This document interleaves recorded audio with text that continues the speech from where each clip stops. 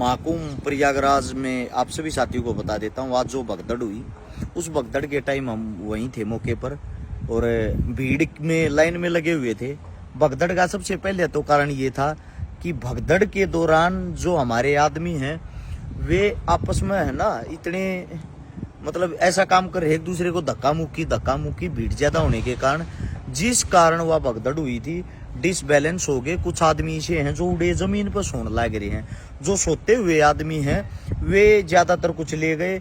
हमारे सामने कम से कम 50 एम्बुलेंस वहां पर आई थी और 50 एम्बुलेंसों के अंदर कितने आदमियों को वहां से उठा के लेके गए थे इसका आंकड़ा मैं आपको पूरे तरीके से तो नहीं बता सकता, लेकिन लमसम संख्या उस टाइम पर पुलिस वाले जो वहां खड़े थे वो बता रहे थे कि 85 आदमी घायल हुए हैं। अब टीवी वाले क्या दिखा रहे हैं क्या नहीं ये मुझे पता नहीं। एक ही परिवार के 8 आदमी थे, 8 मगर मेरे हिसाब से 6 पूरे हो लिए थे और जो 2 आदमी थे वो सीरियसली रूपतः हॉस्पिटल के अंदर एडमिट थे।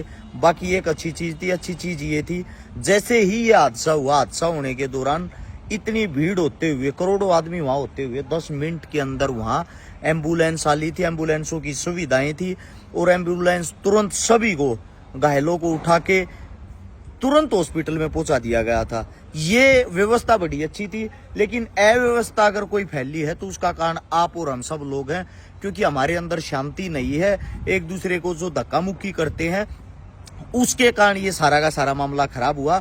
बाकी जो कुछ भी है यहाँ आप अखबारों में या टीवियों में देख रहे होगे और सोच रहे होगे ये हादसा कैसे हुआ, इसका कारण क्या है, इसकी जो सच्चाई इसकी सच्चाई यही है भीड़ ज्यादा है। भीड़ का कोई रूप नहीं होता।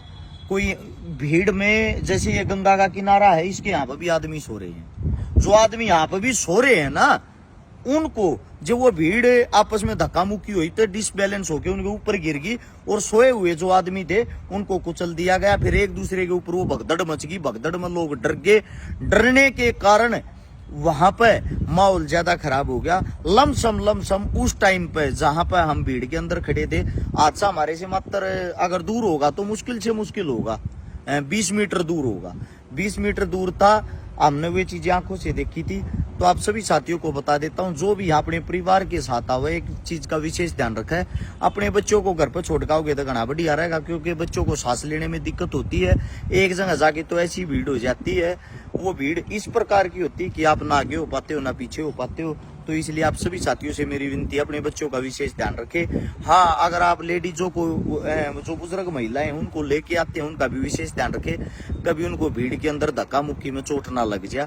बाकी व्यवस्था जो है पुलिस प्रशासन की तरफ से वो एक नंबर की है, हर फैसिलिटी तुरंत मिलती है आपको।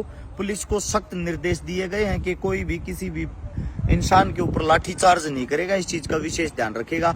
व्यवस्थाएं बड़ी अच्छी हैं, लेकिन अव्यवस्थित कई आदमी हो रहे हैं तो उसका कारण ये है जगह छोटी और आदमी ज्यादा हो जाना। सभी साथियों का धन्यवाद। ये थी प्रयागराज की भगदड़ की सच्चाई।